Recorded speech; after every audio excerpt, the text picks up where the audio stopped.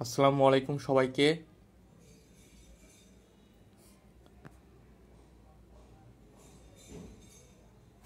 যারা ক্লাসে যুক্ত আছো একটু কমেন্ট করে আমাকে জানাও যে আমার কথা ক্লিয়ার শুনতে পাচ্ছ কিনা। যদি আমার কথা ক্লিয়ার শোনা যায় এবং স্ক্রিনটা ঠিকমতো দেখতে পাওয়া যায় তাহলে একটু কমেন্ট করে জানাও যে ভাইয়া সব ক্লিয়ার আছে। সব কিছু ক্লিয়ার থাকলে আমরা ক্লাসটা শুরু করে দিব।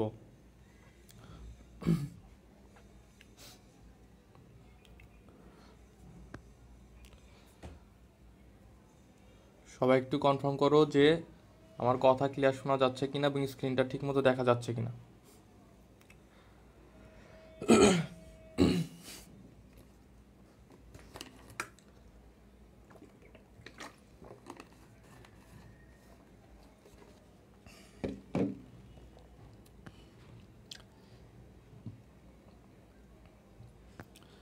ওকে, তো আশা করি সব ঠিক আছে।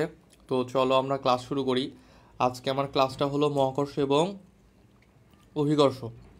খুবই গুরুত্বপূর্ণ একটা চ্যাপ্টার, খুবই মজার একটা চ্যাপ্টার এবং খুব ইজি একটা চ্যাপ্টার, ঠিক আছে? ওকে, তো চলো শুরু করি। দেখো এখানে একটা কথা বলছে যে 1681 খ্রিস্টাব্দে স্যার আইজ্যাক নিউটন সর্বপ্রথম মহাকর্ষ সূত্র আবিষ্কার করেন। ঠিক আছে, আমরা সাধারণত ডেট পড়ি না, কারণ মেডিকেলে ডেট লাগে না, সাল লাগে না, কিন্তু এই সালটা একটু মনে রাখো। ঠিক আছে, যে 1681 খ্রিস্টাব্দে কী করে স্যার আইজ্যাক নিউটন প্রথম মহাকর্ষ সূত্র আবিষ্কার করেন। কিন্তু এখানে লেখা আছে 1681, ঠিক আছে? আবার যখন তোমরা দুইটা পেজ পার হয়ে যাবা, দেখো এই যে 2 পেজ পরে ঠিক এইখানে দেখো আবার কি লেখা আছে, কই গেল?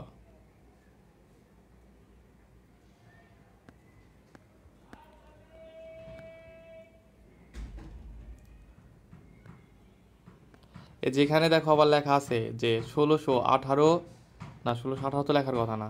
আচ্ছা কই গেল? এটা না তো। আচ্ছা না, পাবোনি, আর একটা আছে। ঠিক আছে, পাবোনি আমরা।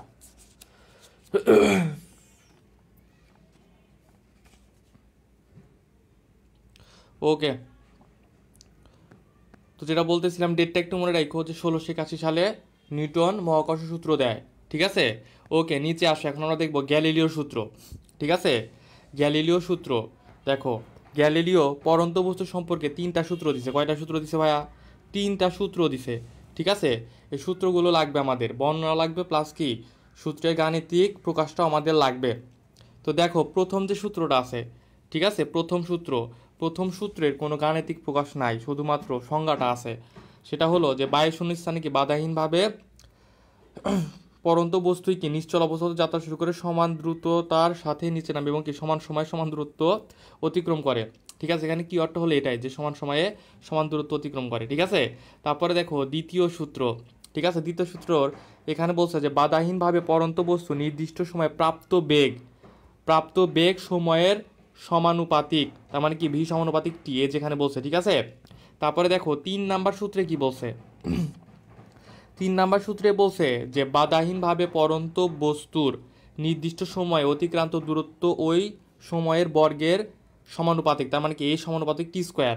এখন এটা মনে রাখবা কিভাবে, কোনটা প্রথম সূত্র কোনটা দ্বিতীয় সূত্র। আচ্ছা দেখো এখানে দ্বিতীয় সূত্রে এখানে ভি সমানুপাতিক টি আছে, তার মানে এখানে কয়টা রাশি আছে? ভি একটা রাশি, টি একটা রাশি, 2টা রাশি আছে, তার মানে কি এটা দ্বিতীয় সূত্র। আর এখানে দেখো এইচ সমানুপাতিক কি টি স্কোয়ার, এখানে কয়টা রাশি আছে ভাইয়া? এইচ আছে একটা, টি আছে কয়টা? টি আছে 2টা, তার মানে কি মোট 3টা। যেহেতু 3টা আছে মানে কি এটা তৃতীয় সূত্র। ঠিক আছে, এভাবে তোমরা মনে রাখতে পারো। ওকে, নিচে আসো। দেখো এখানে একটা কথা বলছে যে কম উচ্চতায় অভিকর্ষ ত্বরণ বেশি এবং কি বেশি উচ্চতায় অভিকর্ষ ত্বরণ কম। এটা একটু মনে রেখো। ঠিক আছে, যদি আমরা দেখবো এটা কেমনে কি। ওকে, তারপরের পেজে আসো। এখানে তেমন কোনো পড়া নাই। তারপরে দেখো গ্রহের গতি সম্পর্কিত কেপলারের সূত্র। ঠিক আছে, দেখো ষোড়শ শতাব্দীতে, হ্যাঁ ওয়ালাইকুম আসসালাম, 16 শতাব্দীতে কে ডেনমার্ক জ্যোতির্বিদ টাইকো ব্রে তিনি কি করছিল, মঙ্গলের গতিবিধি লক্ষ্য করে এবং কি মঙ্গলের গতি সম্পর্কে কিছু তত্ত্ব দেয়। ঠিক আছে, ওকে। তারপর কেপলার কি করছিল, কেপলার সূর্যকেন্দ্রিক একটা তত্ত্ব দিছিল। ঠিক আছে, তো এখন দেখো যে সরি, সূর্যকেন্দ্রিক তত্ত্ব দেয় আসলে কোপার্নিকাস, কেপলার দিয়েছিল গ্রহের গতিসূত্র। ঠিক আছে, এই যে দেখো গ্রহের গতিসূত্র প্রদান করছিল কেপলার। ঠিক আছে, এই যে কেপলার গ্রহ সম্পর্কীয় গতিসূত্র প্রদান করেন। তো আমরা এখানে এক কাজ করব, আমরা দেখো আমি একটা পেজ নেই, একটা সিকোয়েন্স লিখে দিই, এই সিকোয়েন্সটা তোমরা একটু মনে রাখবা। ঠিক আছে,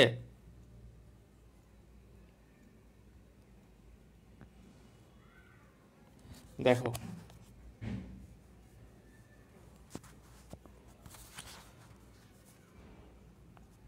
টলেমি, হ্যাঁ আমার হাতের লেখা,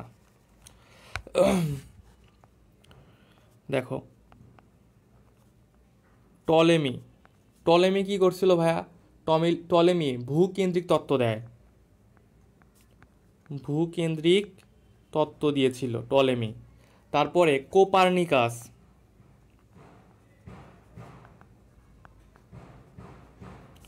কোপার্নিকাস কি করছিল ভাইয়া, কোপার্নিকাস সূর্য কেন্দ্রিক তত্ত্ব দিয়েছিল।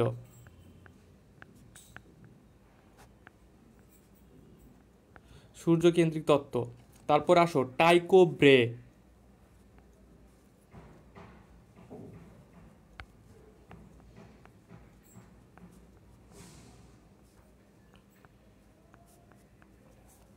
টাইকো ব্রে মঙ্গলের গতি গবেষণা করেছিল।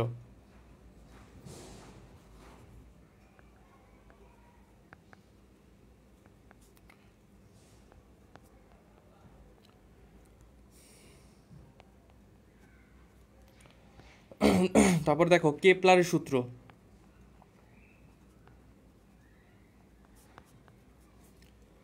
গ্রহর কেপলার কি করছিল ভাইয়া, কেপলার গ্রহের গতিসূত্র দিয়েছিল, যেটা আমরা মাত্র দেখছি। ঠিক আছে, গ্রহের গতিসূত্র। এবং আরেকটা হলো নিউটন, আমাদের নিউটন দাদু। ঠিক আছে, নিউটন কি করছিল, মহাকর্ষ সূত্র দিয়েছিল। তাহলে কিন্তু আমরা সবগুলো জেনে নিলাম মোটামুটি। ঠিক আছে, টলেমি কি করছিল ভাইয়া, ভূকেন্দ্রিক তত্ত্ব দিয়েছিল। কোপার্নিকাস কি করছিল, সূর্যকেন্দ্রিক তত্ত্ব দিয়েছিল। টাইকো ব্রে মঙ্গলের গতি গবেষণা করেছিল এবং কি কেপলার গ্রহের গতিসূত্র দান করে এবং কি নিউটন মহাকর্ষ সূত্র দান করে। ঠিক আছে, ওকে। আর পরন্ত বস্তু সূত্র দেয় কে, পরন্ত বস্তু সূত্র দেয় গ্যালিলিও। ঠিক আছে, ওকে।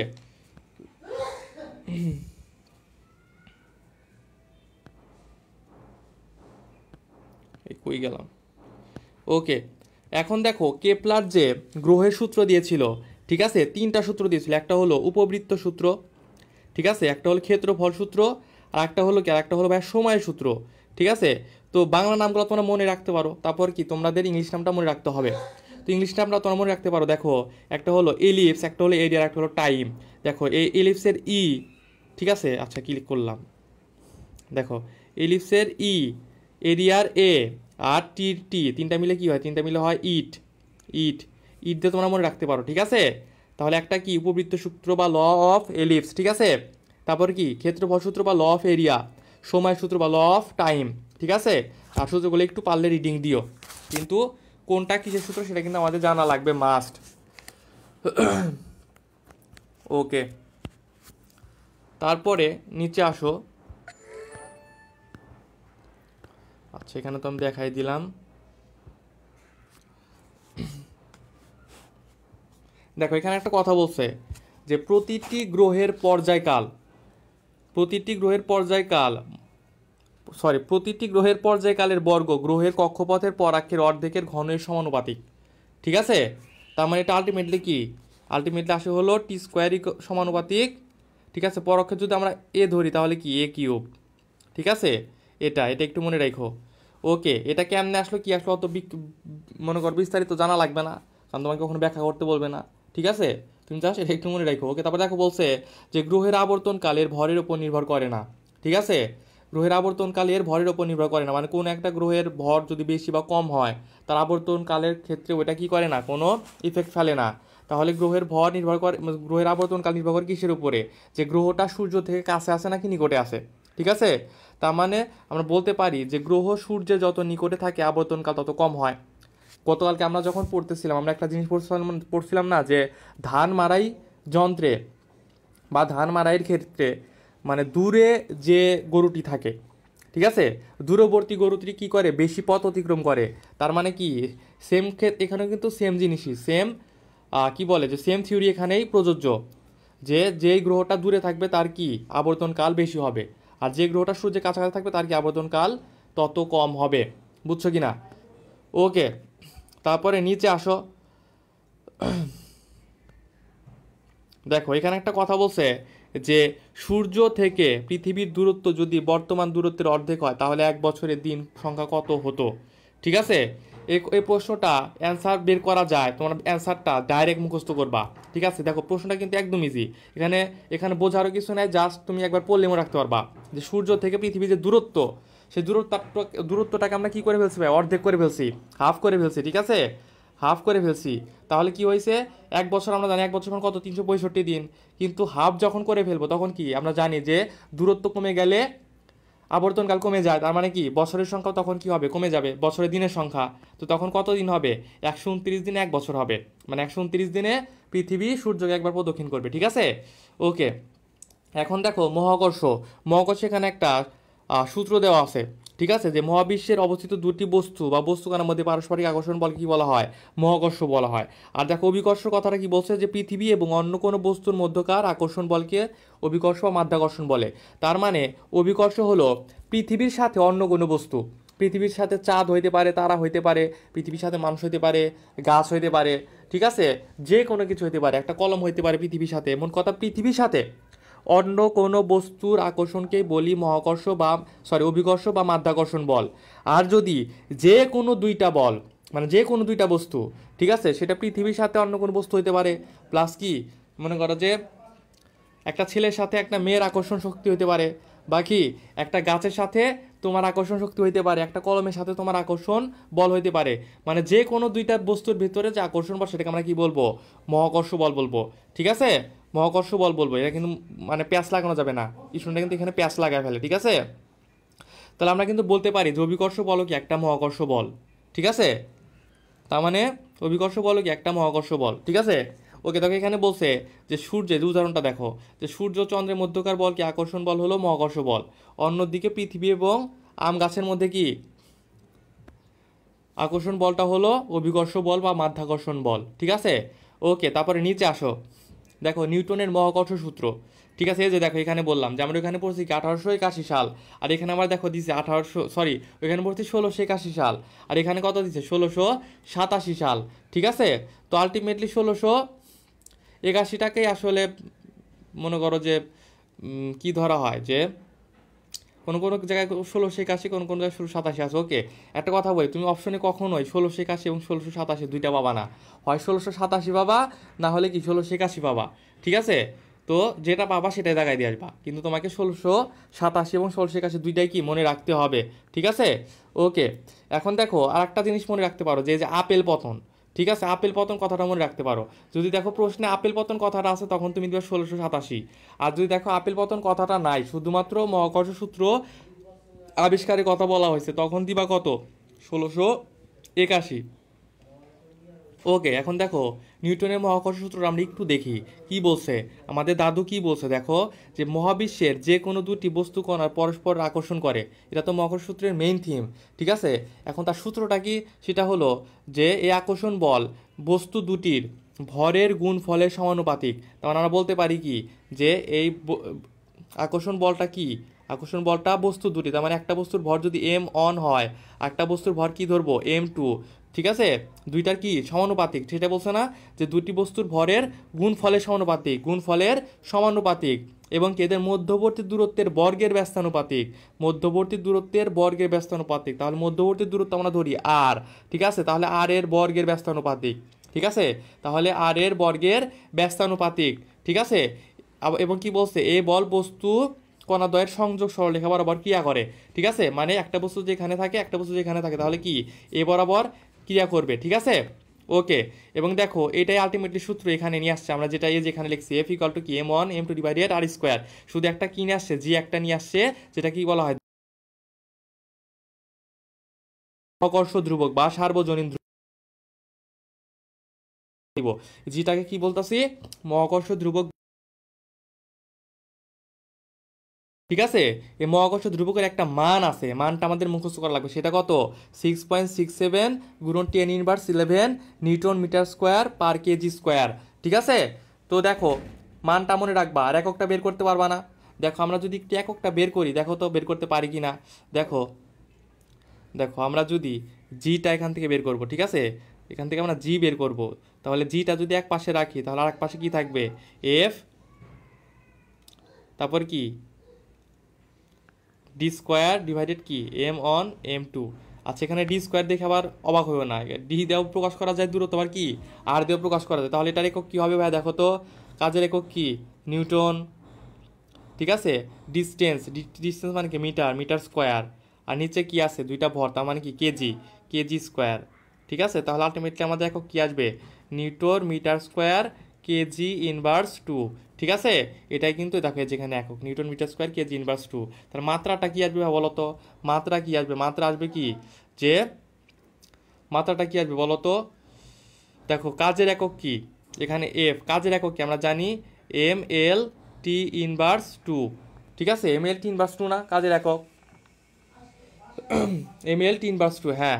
তার সাথে আমরা যদি এখানে কি আছে ডিস্টেন্স বা দূরত্ব, তার মানে কি লেন্থ, তার মানে কি এল স্কোয়ার।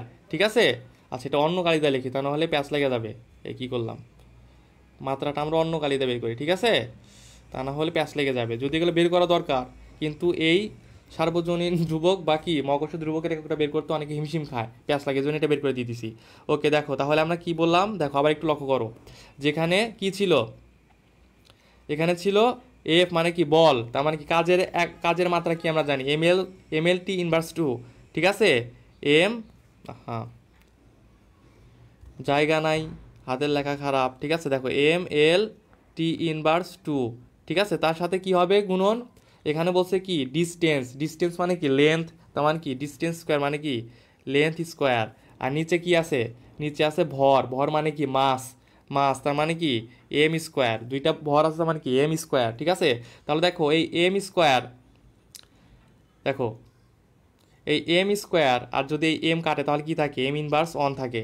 ঠিক আছে, আর উপরে যা আছে তাই, তাহলে আমরা আলটিমেটলি এককটা কি পাবো, এককটা পাবো দেখো যদি নিচে লিখি M inverse on L square T inverse two. বুঝছো কি না, M inverse on L square T inverse two. ঠিক আছে, ওকে।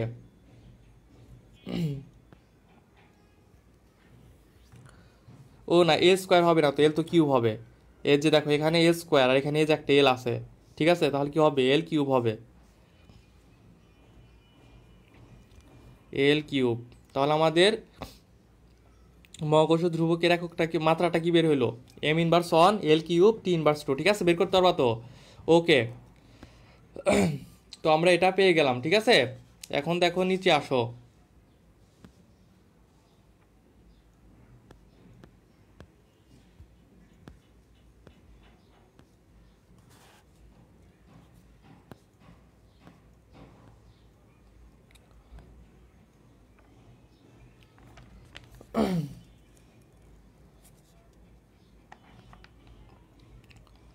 এখন বলছে মহাকর্ষ বলের প্রকৃতি।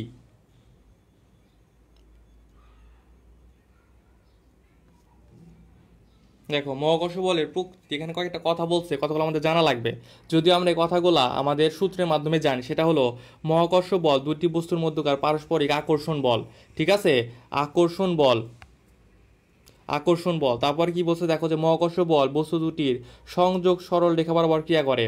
ঠিক আছে, তারপর কি বলছে দেখো, যে মহাকর্ষ বল বস্তুদের মধ্যবর্তী প্রকৃতির উপর নির্ভর করে না, মধ্যবর্তী প্রকৃতির উপর কি করে না, নির্ভর করে না। এবং তারপরে বলছে দেখো, যে বস্তুদ্বয়ের ভরের গুণফলের সমান বা সমানুপাতিক, এটা আমরা জানি অলরেডি। ঠিক আছে, ওকে। এখানে সবচেয়ে ইম্পর্টেন্ট যেটা মাধ্যমের কোন প্রকৃতির উপর নির্ভর করে না। ঠিক আছে, একটা জিনিস মনে রাখবা, জি কোনো কিছুর উপর নির্ভর করে না। ঠিক আছে, জি, যেটা আমরা সার্বজনীন ধ্রুবক বলি, মহাকর্ষ ধ্রুবক বলি, এটা কিসের উপরে নির্ভর করে না? বস্তুর ভর, বস্তুর উপাদান, মাধ্যমের প্রকৃতি কোনো কিছুর উপরে কি করে না? নির্ভর করে না। ঠিক আছে, ওকে।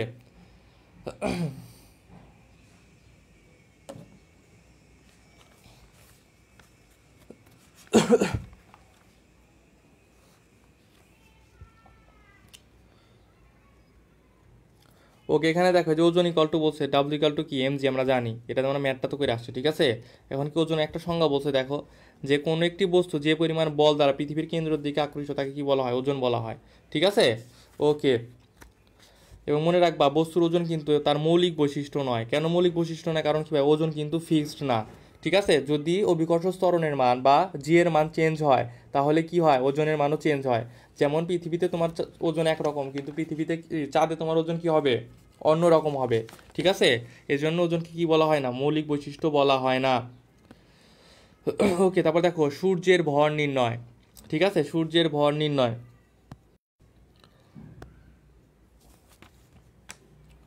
যেখানে দেখো কেপলারের তৃতীয় সূত্র বলছে। ঠিক আছে, গাণিতিক মানটা একটু মনে রাখো। তারপর দেখো সূর্যের ভর নির্ণয়, এখানে তোমাকে সূর্যের ভর কখনো পরীক্ষায় বলবে না যে সূর্যের ভর নির্ণয় করো, জিজ্ঞেস করবে নিচের কোনটি সূর্যের ভর। ঠিক আছে, বা বলবে সূর্যের ভর কত। তোমাকে কি করতে হবে? যা সূর্যের ভরটা মনে রাখতে হবে যে 2 গুণন কত? 10⁻30 কেজি। ঠিক আছে, এটা তোমাদের মনে রাখতে হবে। ওকে, তারপরে আসো দেখো এখানে একটা প্রশ্ন বলছে যে পৃথিবীর ব্যাসার্ধ হঠাৎ অর্ধেক হয়ে গেলে কিন্তু ভর অপরিবর্তিত, সেক্ষেত্রে ভূপৃষ্ঠ অভিকর্ষ ত্বরণের মান কি হবে? অভিকর্ষ ত্বরণের মান কত হবে তাহলে? 4 গুণ হবে। ঠিক আছে, 4 গুণ হবে। তো আমরা দেখছিলাম যে যদি পৃথিবীর এবং সূর্যের মধ্যবর্তী দূরত্ব অর্ধেক হয় তাহলে 1 বছর সমান কত দিন হবে? 129 দিন হবে, আমরা দেখছি। আর যদি পৃথিবীর ব্যাসার্ধ অর্ধেক করে দেওয়া হয়, পৃথিবীর ব্যাসার্ধ কি করে দিছি ভাইয়া? অর্ধেক করে দিছি, তাহলে অভিকর্ষ ত্বরণের মান কত হবে? তখন অভিকর্ষ ত্বরণের মান বর্তমান অভিকর্ষ ত্বরণের 4 গুণ হবে, 4G হবে। ঠিক আছে, তো 4Gও থাকতে পারে অপশন, অথবা কি যে 9.8 গুণন 4 করে দিবা, যেটা আসবে সেটাই অ্যান্সারে লিখে দিবা। ঠিক আছে, ওকে। আচ্ছা, বুঝছো কি না? এটা মেবি তোমার 39 পয়েন্ট সামথিং আসবে। ওকে, আচ্ছা, তারপরে দেখো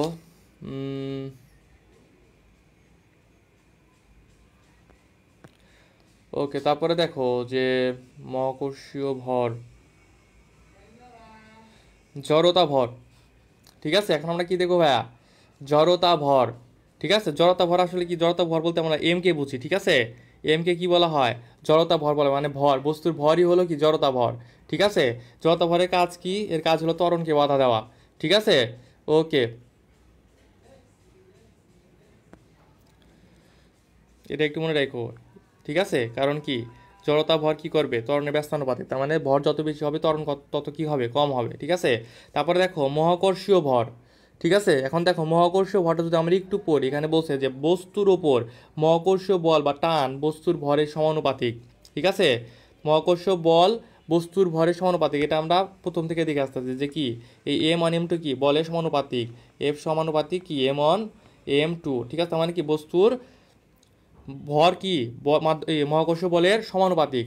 ঠিক আছে, ওকে। এবং এই যে বস্তুর যে ভর, এই ক্ষেত্রে এই ভরটাকে বলা হয় মহাকর্ষীয় ভর। ঠিক আছে, ওকে, যাই হোক। তারপরে আসো দেখো, এখন দেখবো না মহাকর্ষ ধ্রুবক। আমরা মহাকর্ষ ধ্রুবক অলরেডি পড়ে আসছি না? মহাকর্ষ কিন্তু আমরা অলরেডি পড়ে আসছি যে জিটা। আর আমি কি বলছি যে জি কোনো কিছুর উপরে নির্ভরশীল, কোনো কিছুতেই নির্ভরশীল নয়, কোনো নির্ভরশীলতা নাই। ঠিক আছে, নির্ভরশীলতা নাই। মনে করো একাই 100, ঠিক আছে, ওর কোনো নির্ভরশীলতা লাগে না, সব জায়গায় কাজ করতে পারে। তো এইগুলাই বলছো, যেটা কি এই বস্তু কি ভর কেন্দ্র বা দূরত্বের উপর নির্ভর করে না, বস্তুদ্বয়ের মধ্যবর্তী দূরত্ব, মাধ্যম, প্রকৃতি, উপাদানের উপর নির্ভর করে না। ঠিক আছে, এবং কি বলছে যে মহাকর্ষ বল ক্লাসের দিক নির্দেশতা এবং কি প্রবেশতার উপর নির্ভর করে না, তার মানে কি কোনো কিছুর উপরে নির্ভর করে না, মোট কথা। ঠিক আছে, এবং কি দেখো দিকদর্শতা ধর্মের উপর নির্ভর করে না, মোট কথা কোনো কিছুর উপর নির্ভর করে না। সেটাই কি? সেটাই জি বা মহাকর্ষ ধ্রুবক। ঠিক আছে, এজন্য এই যে কোনো কিছু উপর নির্ভর করেন, এর জন্য এটাকে বলা হয় সার্বজনীন ধ্রুবক। ঠিক আছে, ধ্রুবকের মান কত 6.67 গুণ 10^11 newton metre square per KG square. ঠিক আছে, এবং দেখো মাত্রাটা বের করে দিচ্ছেন একটু আগে, যে এম ইনভার্স 1, টি ইনভার্স 2 এবং কি এল কিউব, এটা কিন্তু একটু আগে বের করে দিচ্ছি মাত্রা, এবং এখন দুইটা বের করে দিচ্ছি। ঠিক আছে, ওকে, তো এটা নিয়ে প্যারা খাওয়ার কিছু নাই। ওকে, তারপর নিচে আসো। দেখো এখন যেটা দেখবো সেটা হলো আমরা অভিকর্ষ ত্বরণ দেখবো। কি দেখবো ভাইয়া? অভিকর্ষ ত্বরণ। অভিকর্ষ ত্বরণ সংখ্যা কে জানো? আমরা জানি অভিকর্ষ ত্বরণ জি ইকুয়াল টু কি, জি এম ডি স্কোয়ার। তাহলে থেকে আমরা অভিকর্ষ ত্বরণ সম্পর্কে ডিটেল জানতে পারি। ঠিক আছে, দেখো সংজ্ঞাটা একটু দেখি, যে বস্তুতে অভিকর্ষ বল কর্তৃক যে ত্বরণ তৈরি হয় তাকেই বলা হয় অভিকর্ষ ত্বরণ। তাহলে অভিকর্ষ ত্বরণ কোন বলের দ্বারা সৃষ্টি হয় ভাইয়া? অভিকর্ষ বল দ্বারা। অভিকর্ষ বল দ্বারা যে ত্বরণ সৃষ্টি হয় তাকে কি বলি? তাকে বলি অভিকর্ষ ত্বরণ। এটা কি দ্বারা প্রকাশ করা হয়? জি দ্বারা প্রকাশ করা হয়। ঠিক আছে, ওকে, এখন বলছে দেখো অভিকর্ষ ত্বরণ বস্তু নিরপেক্ষ। বস্তু নিরপেক্ষ কিন্তু স্থান নিরপেক্ষ নয়। ঠিক আছে, স্থান নিরপেক্ষ তার মানে, তার মানে আসলে বোঝায় যে আমরা যে এখন পৃথিবীতে বসে আছি, ধরো তুমি আর তোমার একটা ফ্রেন্ড বসে আসো, তোমার ওজন 50 কেজি, তোমার ফ্রেন্ডের ওজন 150 কেজি, কিন্তু দুইজনের ওপরেই কি অভিকর্ষ ত্বরণের মান সেম থাকবে। তার মানে কি তোমাদের দুইজনের যে ভর আলাদা, এটা কি, এটা তোমাদের ভরের ওপর নির্ভর করতেছে না। ঠিক আছে, তো অভিকর্ষ ত্বরণটা কিন্তু সেম। কিন্তু তুমি আছো পৃথিবীতে আর তোমার বন্ধু আছে মনে করো যে প্লেনের ভেতরে, বা পৃথিবী থেকে কি মনে করো যে 1500 কিলোমিটার, মানে ভূপৃষ্ঠ থেকে 1500 কিলোমিটার ওপরে, তাহলে কিন্তু কি হবে, তার অভিকর্ষ ত্বরণ এবং তোমার অভিকর্ষ ত্বরণের মান আলাদা হবে। সেজন্য বলছে যে অভিকর্ষ ত্বরণ বস্তু নিরপেক্ষ। ঠিক আছে, বস্তু নিরপেক্ষ, ভর নিরপেক্ষ, কিন্তু স্থান নিরপেক্ষ নয়। তার মানে স্থান ভেদে বা অক্ষ ভেদে বা অবস্থান ভেদে কি হয়, অভিকর্ষ ত্বরণের মান ভিন্ন হয়। এবং দেখো আরেকটা কথা বলছে, সেটা হলো যে পৃথিবীর 45 ডিগ্রি অক্ষাংশে অভিকর্ষ ত্বরণকে আদর্শ মান ধরা হয়। এটা খুবই ইম্পর্টেন্ট একটা ইনফরমেশন। ঠিক আছে, ওকে, এখন দেখো এসআই এককে অভিকর্ষ ত্বরণের মাত্রা কত? ত্বরণের মাত্রা, ত্বরণের একক এবং অভিকর্ষ ত্বরণের একক কি সেম, মিটার সেকেন্ড ইনভার্স 2, মাত্রা কত? LT inverse 2। ঠিক আছে, ওকে, এখন নিচে আসো। এখানে বলছে যে এই যে সূত্র, এটাই তো মাত্র দেখলাম। ঠিক আছে, G equal to G divided R square.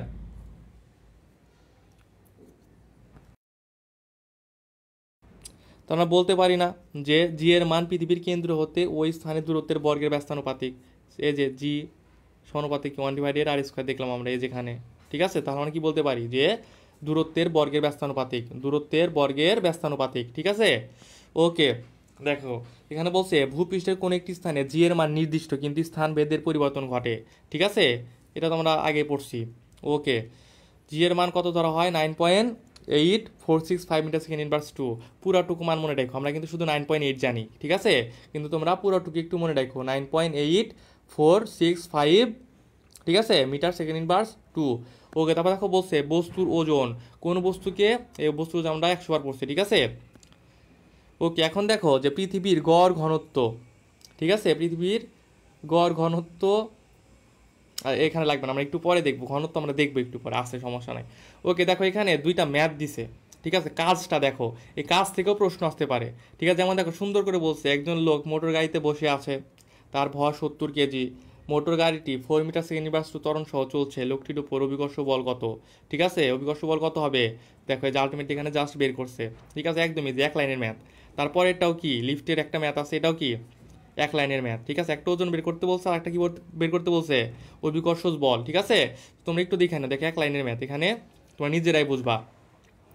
ওকে, এখন দেখো আমরা মহাকর্ষ ধ্রুবক এবং অভিকর্ষ ত্বরণ, একটা বড় হাতের জি আর একটা কি ছোট হাতের জি, একটা বড় হাতের জি আর একটা কি ভাইয়া ছোট হাতের জি, দুইটার ভিতরে পার্থক্য দেখবো। ঠিক আছে, তো দেখো জি একটি সার্বজনীন ধ্রুবক, অন্যদিকে কি জি একটি পরিবর্তনশীল রাশি। তার মানে কি জির মান সব জায়গায় সমান, কোনো কিছুর উপর নির্ভরশীল না। কিন্তু জি এর মান কি সব জায়গায় সমান না, এবং কি অনেক কিছুর উপরে নির্ভর করে। কি কি জিনিসের উপর নির্ভর করে সেটা আমরা দেখব। যেমন দেখো যে এখানে আর একটা কথা বলছে যে জি এর মান কত, মানটা দিছে বড় হাতের জি, মানে কি সার্বজনীন ধ্রুবকের মানটা দিছে, এবং কি অভিকর্ষ ত্বরণের মানটাও দিছে, মান দুইটা আমরা অলরেডি জানি। এবং আরেকটা ইম্পর্টেন্ট বিষয় হলো যে সার্বজনীন ধ্রুবক বা মহাকর্ষ ধ্রুবক এটা কি একটা স্কেলার রাশি। কি রাশি ভাইয়া? স্কেলার রাশি। অন্যদিকে কি, যেটা অভিকর্ষ ত্বরণ বা ছোট হাতের জি, সেটা কি ভাই? সেটা হলো একটি ভেক্টর রাশি। ঠিক আছে, ওকে। তারপরে দেখো আরেকটা বলছে, সেটা হলো যে জি এর মান বস্তুর ভরের উপর, ভরকেন্দ্রের উপর, কোনো কিছুর উপর কি করে না, নির্ভর করে না, নির্ভর করে না। অন্যদিকে, অন্যদিকে ছোট হাতের জি মানে অভিকর্ষ ত্বরণের মান ভরের ওপর নির্ভর করে না, কিন্তু ভূকেন্দ্র হতে বস্তুর দূরত্বের উপর নির্ভর করে। যেটা আমরা বললাম যে তোমার বন্ধু মোটা, তুমি চিকন, কিন্তু কি দুইজনের ওপর কিন্তু সেম পরিমাণ জি কাজ করবে, তার মানে কি ভরের ওপর নির্ভর করে না, করে না। কিন্তু যে বললাম তোর বন্ধু যদি আকাশে উঠে যায়, ঠিক আছে, আকাশে উড়ে গেছে, 1500 কিলোমিটার উপর উঠছে, ঠিক আছে, বা ব্রুজ খলিফার উপর উঠছে, ঠিক আছে, তাহলে কি হবে, তার অভিকর্ষ ত্বরণের মানটা কিন্তু ভিন্ন হবে। ঠিক আছে, এই জন্য বলছে দূরত্বের উপর নির্ভর করে। এগুলো একটু মনে রাখো। ঠিক আছে, ওকে। এখানে আর কিছু লাগবে না। এই যেখানে দেখছো যে পৃথিবীর, দেখো পৃথিবীর এখানে দিছে পৃথিবীর গড় ঘনত্ব। ঠিক আছে, পৃথিবীর গড় ঘনত্ব এখানে কত দিছে দেখো তো। আচ্ছা, পৃথিবীর ভরটা আগে দেখো, পৃথিবীর ভরটা এখানে কত দিছে। এই দেখো, এটা হলো পৃথিবীর ভর, পৃথিবীর ভর, পৃথিবীর ভরটা কিন্তু মুখস্থ রাখা লাগবে, 6 × 10⁻24 কেজি। আর এই যেখানে দিছে কত, পৃথিবীর গড় ঘনত্ব 5.48 × 10⁻³ KG metre cube, KG per metre cube. ঠিক আছে, ওকে, এটা একটু মনে রাখো। ঠিক আছে, এটা কিন্তু মনে রাখা লাগবে, পৃথিবীর ভর, পৃথিবীর ঘনত্ব, ঠিক আছে, পৃথিবীর ব্যাসার্ধ, এগুলো মনে রাখতে হবে।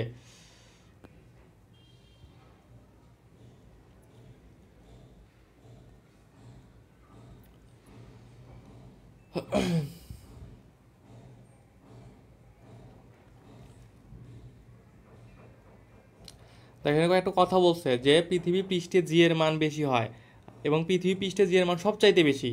ঠিক আছে, এখন যদি তুমি পৃথিবী থেকে উপরে ওঠো বা পৃথিবী থেকে নিচে নামো, ঠিক আছে, বা পৃথিবীর ভেতরে ঢোকো, তাহলে কি হবে, জি এর মান কমতে থাকবে। ঠিক আছে, এবং একটা কথা বলছে দেখো, যে মেরু অঞ্চল অপেক্ষা বিষুবীয় অঞ্চলে, মেরু অপেক্ষা অপেক্ষা কি, মেরু অঞ্চল অপেক্ষা বিষুবীয় অঞ্চলে জি এর মান বা অভিকর্ষ ত্বরণের মান কি হয়, কম হয়। ঠিক আছে, ওকে। পৃথিবীর কেন্দ্রে কত হয়, পৃথিবীর কেন্দ্রে অভিকর্ষ ত্বরণের মান 0। পৃথিবীর কেন্দ্রে অভিকর্ষ ত্বরণের মান কত ভাইয়া, পৃথিবীর কেন্দ্রে অভিকর্ষ ত্বরণের মান 0 হয়। ঠিক আছে, ওকে। এবং দেখো বলছে যে পৃথিবীর বিভিন্ন স্থানে জি এর মান বিভিন্ন বলে 45 ডিগ্রি অক্ষাংশকে জি এর আদর্শ মান ধরা হয়। ঠিক আছে, মানে আদর্শ মান কত এটা আমরা অলরেডি দেখছি। ঠিক আছে, ওকে। হিসাব সুবিধার জন্য জি এর মান, আচ্ছা যাই হোক, আচ্ছা দেখো এখানে বলছে যে অভিকর্ষ ত্বরণের পরিবর্তন ঘটে কোন কোন ক্ষেত্রে, তার একটু আমরা দেখবো। ঠিক আছে, দেখো অভিকর্ষ পরিবর্তন ঘটে 3টি ক্ষেত্রে। একটা হলো উচ্চতা ক্রিয়া, একটা হলো অক্ষাংশ ক্রিয়া, আর একটা হলো কি পৃথিবীর ঘূর্ণন বা আহ্নিক গতি। তার মানে তুমি যদি উচ্চতায় উঠে যাও, যেটা বললাম যে তুমি ভূপৃষ্ঠ থেকে উপরে উঠে গেছো, তাহলে কি হবে, জি এর মান চেঞ্জ হবে। তারপর কি অক্ষাংশ ক্রিয়া, তুমি 45 ডিগ্রি অক্ষাংশ থেকে কি কোথায় চলে গেছো, ধরো তুমি 45 ডিগ্রি অক্ষাংশ থেকে মনে করো যে 70 ডিগ্রি অক্ষাংশ চলে গেছো বা 60 ডিগ্রি অক্ষাংশ চলে গেছো, তখন কি হবে, তখনও জি এর মান চেঞ্জ হবে। এবং যদি আমাদের যে একটা আহ্নিক গতি আছে, তার মানে কি পৃথিবী যে নিজ অক্ষের উপরে ঘুরতেছে, এটাকে আমরা কি বলি, আহ্নিক গতি। ঠিক আছে, আর পৃথিবী সূর্যকে কেন্দ্র করে ঘুরবে, ওটাকে কি বলি, বার্ষিক গতি। কি তাহলে জি এর মানের পরিবর্তনের জন্য বা অভিকর্ষ ত্বরণের পরিবর্তনের জন্য কিন্তু বার্ষিক গতির কোনো ভূমিকা নাই। কোন গতির ভূমিকা আছে ভাই, আহ্নিক গতি, মানে পৃথিবী যে নিজ অক্ষের উপর ঘুরতেছে সেই গতির ভূমিকা আছে। ঠিক আছে, তোমাকে এখানে সুন্দর করে বলবে যে নিচের কোনটি অভিকর্ষ ত্বরণের পরিবর্তন ঘটানোর জন্য দায়ী। উচ্চতর ক্রিয়া দিছে, আকৃতি ক্রিয়া দিছে, বক্ষাংশ ক্রিয়া দিছে। ঠিক আছে, 3 নম্বরে মনে করো যে আহ্নিক গতি দিছে, 4 নম্বরে দিয়ে দিছে বার্ষিক গতি। ঠিক আছে, বা আহ্নিক গতি পরিবর্তনে বার্ষিক গতি দিয়ে দিতে পারে। ঠিক আছে, তখন তখন অ্যান্সার কি হবে, অ্যান্সার কিন্তু বার্ষিক গতি হবে, কারণ বার্ষিক গতি অভিকর্ষ ত্বরণে পরিবর্তন ঘটাতে অক্ষম, পারে না, মানে এর জন্য কোনো দায়ী না। ঠিক আছে, ওকে। যেটা বললাম যে জাস্ট একটা জিনিস মনে রাখবা, এই যে একটা জিনিস মনে রাখবা, এটা হলো ভূপৃষ্ঠ। আমি ভালো করে একটু লেখা দেই। ঠিক আছে, এই কি হইলো, আমি ভালো করে লেখা দিই, অনেকে এটা গুলায় ফেলে, গুলায় ফেলা উচিত না, খুবই যে একটা বিষয়। ঠিক আছে, এটা হলো ভূপৃষ্ঠ, ভূপৃষ্ঠ। উপরে যত যাবা জি কমবে, নিচে যত যাবা কি হবে, জি কমবে। ঠিক আছে, আর ধর এটা হলো কেন্দ্র, পৃথিবীর কেন্দ্র, এখানে কত, এখানে জি এর মান 0। এই জিনিসটা মনে রাখবা, একদম মাথার ভিতরে এই ছবিটা ঢুকায় নাও, পৃথিবীর কেন্দ্র। ঠিক আছে, আচ্ছা এটা মার্ক করে দিই, এটা হলো কেন্দ্র, কেন্দ্র, ঠিক আছে। তাহলে পৃথিবীর কেন্দ্রে জি এর মান কত? 0। ভূপৃষ্ঠ থেকে নিচে নামলে কি হবে? জি এর মান কমবে। আর ভূপৃষ্ঠ থেকে উপরে উঠলে কি হবে? জি এর মান বাড়বে, ঠিক আছে। ওকে, এখন দেখো, আচ্ছা ঠিক আছে। উম,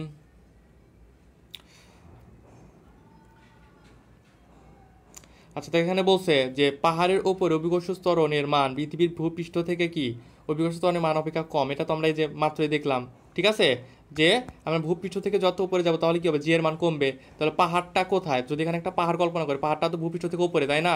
তাহলে কি পাহাড়ের উপরে জি এর মান কি থাকবে? কম থাকবে, সেটা এখানে বলছে, ঠিক আছে।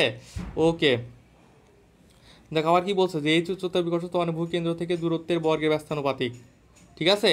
তার মানে কি দূরত্বের বর্গের ব্যস্তানুপাতিক? তার মানে কি যে যেটা বললাম যে আসলে আলটিমেটলি আমরা বলতে পারি দূরত্বের ব্যস্তানুপাতিক মানে কি, যত দূরত্ব বাড়বে অভিকর্ষ ত্বরণের মান কি হবে? তত কমবে, ঠিক আছে। এ দেখো আলটিমেটলি যে এই সূত্র থেকে আসছে, ঠিক আছে, যে এই সূত্র থেকে আসছে। আমরা কিন্তু এই সূত্রটা ইউজ করি ম্যাথের ক্ষেত্রে, ঠিক আছে। যদি আমাদের এই সূত্রতে ম্যাথ আসবে না মেডিকেলে, কিন্তু আমরা এইচএসসিতে দেখছি যে এই সূত্রতে আমরা ম্যাথ করছি, কিন্তু এই সূত্রটা আসছে এখান থেকে।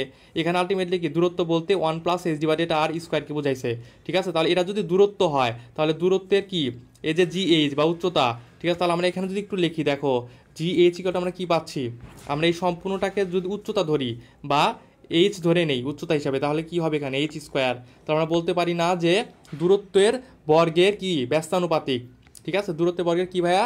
ব্যস্তানুপাতিক। সেটা এখানে বলছে যে দূরত্বের বর্গের ব্যস্তানুপাতিক, ঠিক আছে, এইচ উচ্চতায়, বুঝছো কি না? এর জন্যই কি উপরে উঠলে কি হয়? অভিকর্ষ ত্বরণের মান কমতে থাকে। ওকে, এবং দেখো এইচ গভীরও কি অভিকর্ষ ত্বরণের মান ভূপৃষ্ঠ থেকে কম হয়, যেটা বলছিলাম, ঠিক আছে। ও,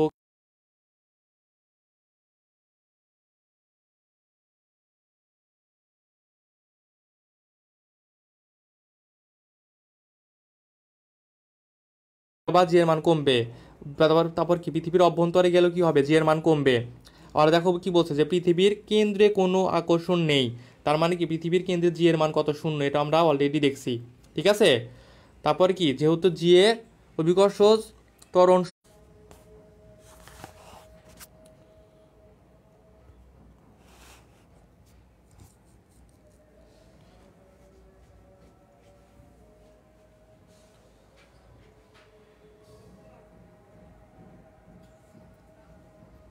আচ্ছা আমার কথা কি এখন ক্লিয়ার শোনা যাচ্ছে? একটু বলো তো, মানে কি হয়েছিল বুঝলাম না।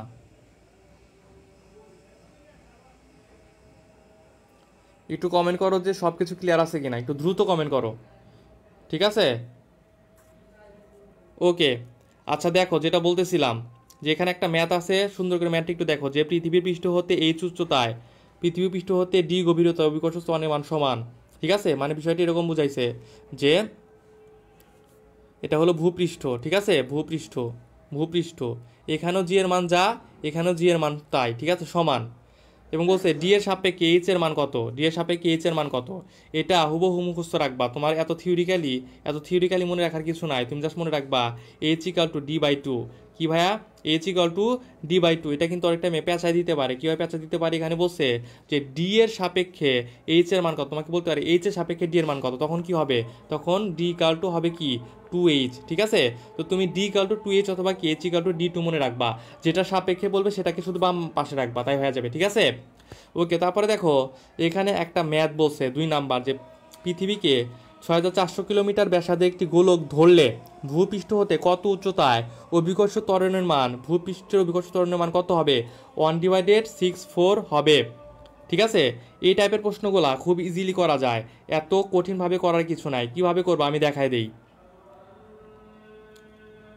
দেখো এটার কতগুলা বিষয় আছে। দেখো ফার্স্ট কি করবা, ফার্স্ট সিকোয়েন্স হলো যে উল্টায় দিবা, এ মানটাকে কি করবা? উল্টাবো, ঠিক আছে, উল্টাবো। তার 64 পাই গেলাম, 64 পাই গেলাম। দেন কি করব? 64কে আমরা রুট করব, ঠিক আছে। কি করবো ভাইয়া? রুট করব।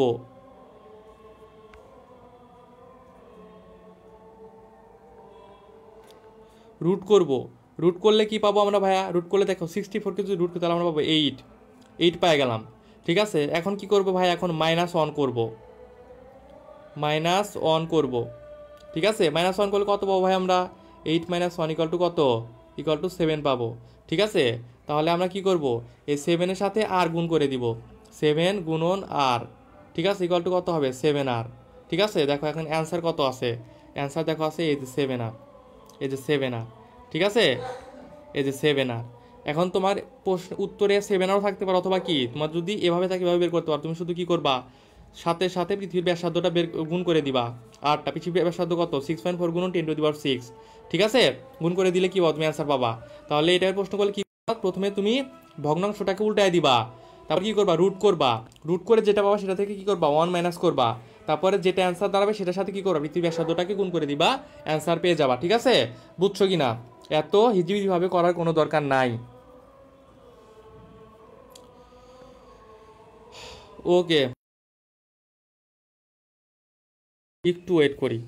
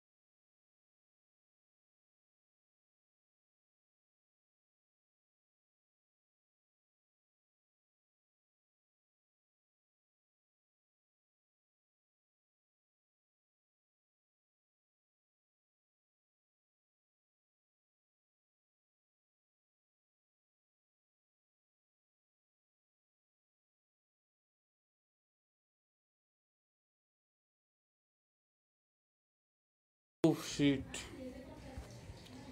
আরে আমি তো মিউট করে কথা বলতাছি সে কখন থেকে। হায় আল্লাহ। আচ্ছা, সে কখন থেকে আমি মিউট করে কথা বলতেছি, মানে কি বলবো। আচ্ছা যাই হোক, দেখো আমি আবার একটু পড়াই। তো এখানে ছিলাম না, দেখো মানে কি বলবো, তোমরাও মানে কমেন্ট হয়তো করছো, কমেন্ট মাত্র শো করছে। যাই হোক দেখো একটু লক্ষ্য করো, সেটা হলো যে এখানে কি ছিল যে আমরা জানি যে পৃথিবীর এটা কি বিষুবীয় অঞ্চল এবং এটা কি মেরু অঞ্চল। ঠিক আছে, এটা বিষুবীয় অঞ্চল এবং এটা মেরু অঞ্চল। এখানে একটু রিডিং পড়বা, দেখবা এখানে লেখা আছে যে পৃথিবীর মেরু অঞ্চলের ব্যাসার্ধ বিষুবীয় ব্যাসার্ধ চাইতে 22 কিলোমিটার বেশি। ঠিক আছে, ও সরি, মেরু অঞ্চলের ব্যাসার্ধ মানে মেরু অঞ্চলের ব্যাসার্ধর চেয়ে বিষুবীয় অঞ্চলের ব্যাসার্ধ 22 কিলোমিটার বেশি। ঠিক আছে, আর কিন্তু কি মেরু অঞ্চলে জি এর মান বেশি, বিষুবীয় অঞ্চলে জি এর মান কম। তোমরা শুধু মনে রাখবা যে বিষুবীয় অঞ্চলে ব্যাসার্ধ 22 কিলোমিটার বেশি, বাদ বাকি সব কিছুই বিষুবীয় অঞ্চলে কম। যেটা বলতেছিলাম যে বতে বিষুব, বতে ব্যাসার্ধ, বতে 22, বতে বেশি। ঠিক আছে, তার মানে বর খেলা, বতে বিষুব, বতে ব্যাসার্ধ, বতে 22, বতে বেশি। তার মানে বিষুবীয় অঞ্চলের ব্যাসার্ধ 22 কিলোমিটার বেশি, বাদ বাকি সব কিছু বিষুবীয় অঞ্চলে কম। ঠিক আছে, এখানে এটাই বলছিলাম। আমার হাসি আসতেছে যে এতক্ষণ পড়াইছি আর মিউট করে নিয়ে পড়াইছি। আচ্ছা যাই হোক, যেটা বলতেছিলাম তারপরে দেখো যে ওকে দেখো যে এখানে এখানে আমরা আগে যা যা পড়ছি ওগুলো কথাই বলছে, একটু রিডিং দিবা। ঠিক আছে, তারপরে দেখো এই যে জি এর মান আমরা নিম্নলিখিত সিদ্ধান্ত নিতে পারি, এগুলাই আগের কথাই, যে পৃথিবী পৃষ্ঠ থেকে উপরে উঠলে জি এর মান কমে। তারপর কি পৃথিবীর অভ্যন্তরে গেলে কি হয়, জি এর মান কমে। ঠিক আছে, তারপরে এখানে বলছে দেখো যে জি এর মানের সাহায্যে আমরা কি পৃথিবীর গড় ঘনত্ব সম্পর্কে ধারণা লাভ করতে পারি। পৃথিবীর নিজ অক্ষের উপর আবর্তনের কত 24 ঘন্টা। ঠিক আছে, তারপরে কি যে যেটা বললাম যে বিষুবীয় অঞ্চলে জি এর মান সর্বনিম্ন, সর্বনিম্ন, এবং মেরু অঞ্চলে কি, মেরু অঞ্চলে জি এর মান সর্বাধিক। ঠিক আছে, এটা একটু মনে রাখো যে নিরক্ষীয় অঞ্চলে কি জি এর মান সর্বনিম্ন, বা বিষুব অঞ্চলে জি এর মান সর্বনিম্ন এবং মেরু অঞ্চলে কি জি এর মান সর্বাধিক। ঠিক আছে, ওকে। তারপরে দেখো এখানে জি এর বিভিন্ন মান দিছে, যেমন মেরুতে জি এর মান, মেরুতে জি এর মান, তারপরে দিছে বিষুবীয় অঞ্চলে জি এর মান, ঢাকায় জি এর মান, রাজশাহীতে জি এর মান। ঠিক আছে, এবং মনে রাখবা যে রাজশাহীতে জি এর মান ইকুয়াল টু ক্রান্তীয় অঞ্চলে জি এর মান। তার মানে ক্রান্তীয় অঞ্চলে জি এর মান এবং রাজশাহীতে জি এর মান দুইটা সেম। ঠিক আছে, এবং তুমি এই সিকোয়েন্সটা বিধা রস দিয়ে মনে রাখতে পারো, বিধা রস। বি মানে হলো বিষুবীয় অঞ্চলে জি এর মান, এটা হলো বেশি, তার চাইতে কম কোনটা, ঢাকায়। ঠিক আছে, তার চাইতে সরি বিধা হলো সরি বিষুবীয় অঞ্চলে জি এর মান কম, তার চাইতে বেশি কোনটা, ঢাকায়। তার চাইতে কোনটা বেশি, কোনটা, রাজশাহীতে। ঠিক আছে, তার চাইতে বেশি কোনটা, তার চাইতে বেশি হলো মেরুতে, আমরা তো জানি মেরু সবচাইতে বেশি। ঠিক আছে, ওকে। তো বিটা রস দিয়ে তোমরা সিকোয়েন্সটা মনে রাখো যে কোনটা চাইতে কোনটা বেশি। ওকে, তারপর একটা কথা বলছে যে কোনো কারণে যদি পৃথিবীর আবর্তন বন্ধ হয়ে যায়, এই যে আমাদের পৃথিবীটা যে আবর্তন করতেছে নিজ অক্ষের উপর, যেটাকে আহ্নিক গতি বলতেছি, এটা যদি কোনো কারণে বন্ধ হয়ে যায় তাহলে অবস্থাটা কি হবে, তাহলে পৃথিবীর ভেতরে অবস্থিত সকল বস্তুর ওজন ওজন 0.3465% বৃদ্ধি পাবে। কীভাবে ভাইয়া বৃদ্ধি পাবে, এটা কিন্তু মনে রাখা লাগবে। ঠিক আছে, ওকে।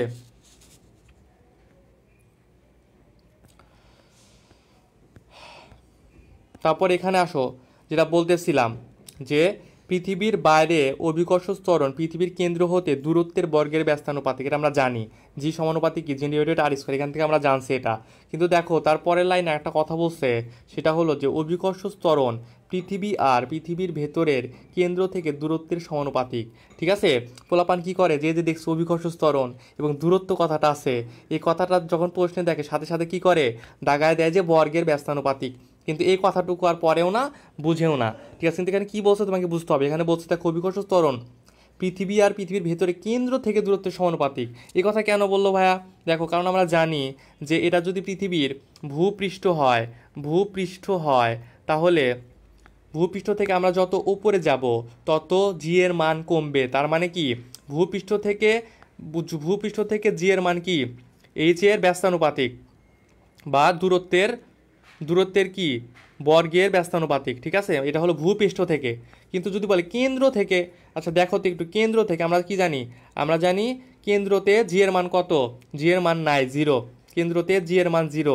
এখন দেখো কেন্দ্র থেকে দূরত্ব যত বাড়বে উপরের দিকে যাবা, তাহলে কি জি এর মান বাড়বে না কমবে বলো তো, তাহলে কিন্তু জি এর মান তখন বাড়বে, কমবে না। যদি ভূপৃষ্ঠ থেকে কেন্দ্রের দিকে যাইতা, নিচের দিকে যাইতা, তাহলে কমতো। কিন্তু তুমি যখন কেন্দ্র থেকে ওপরের দিকে যাচ্ছ, ব্যাসার্ধর দিকে বা ভূপৃষ্ঠের দিকে যাচ্ছ, তাহলে কি হবে, জি এর মান বাড়বে। ঠিক আছে, কারণ আমরা জানি যে ভূপৃষ্ঠের কেন্দ্রে কি জি এর মান 0। এখানে হলে তুমি একটা কি জি এর মান পাবা, এখানে আরো বেশি পাবা, এখানে আরো বেশি পাবা। তার মানে কি এখানে হাইট যত বাড়তেছে তার মানে কি হচ্ছে, জি এর মান তত বাড়তেছে। ঠিক আছে, তো আমরা এই ক্ষেত্রে বলতে পারি যে জি এর মান কি দূরত্বের সমানুপাতিক। বুঝছো কি না? প্যাঁচ লাগানো কিন্তু যাবে না। ঠিক আছে, ওকে। এখন দেখো এই যে মহাকর্ষ ক্ষেত্র সংজ্ঞাটি একটু দেখবা। কিওয়ার্ডটা হলো অঞ্চলব্যাপী, অঞ্চলব্যাপী থাকলে মহাকর্ষ ক্ষেত্র। ঠিক আছে, তারপর দেখো মহাকর্ষ প্রাবল্য। ঠিক আছে, মহাকর্ষ ক্ষেত্র কোন পর্যন্ত বিস্তৃত ভাইয়া? অসীম পর্যন্ত বিস্তৃত। তারপর দেখো মহাকর্ষ প্রাবল্য, যে বল ক্রিয়া করে, বল কথাটা থাকলে প্রাবল্য। ঠিক আছে, বল কথাটা থাকলে কি হবে প্রাবল্য। আমরা কি জানি, বল মহাকর্ষ প্রাবল্য সূত্র জানি না, ইকুয়াল টু এফ ভাগ এম, গতকালকেও দেখছি। তাহলে কত আসবে, নিউটন পার কেজি। ঠিক আছে, কি লিখলাম, নিউটন পার কেজি। এগুলো কিন্তু আমরা দেখছি অলরেডি। একক কি আসবে, একক আসবে নিউটন পার কেজি। মাত্রা আসবে কত, L3/2। এখানে আসছে না, এই যে দেখো আসছে এখানে, নিউটন পার কেজি L3/2। ঠিক আছে, as equal to F by M.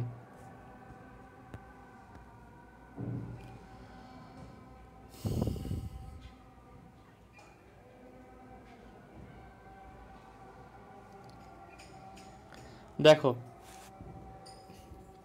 এই কথাটা মনে রেখো যে পৃথিবীর ক্ষেত্রে কোনো বিন্দুর মহাকর্ষ ক্ষেত্র প্রাবল্য আর অভিকর্ষ ত্বরণ সেম। ঠিক আছে, তার মানে যদি তোমাকে পৃথিবীতে অবস্থিত কোনো বিন্দুতে মহাকর্ষ ক্ষেত্র বের করতে বলে, তুমি জাস্ট কি করবা, ওই স্থানের অভিকর্ষ ত্বরণটা বের করবা, জি এর মান বের করবা। কারণ এখানে জি এর মান যা, অভিকর্ষ ক্ষেত্রের মানও কি, বা অভিকর্ষ ক্ষেত্রের প্রাবল্যের মানটাও কি, প্রাবল্যের মানটাও সেম। ঠিক আছে, ওকে। তারপরে দেখবো মহাকর্ষ বিভব। মহাকর্ষ বিভব,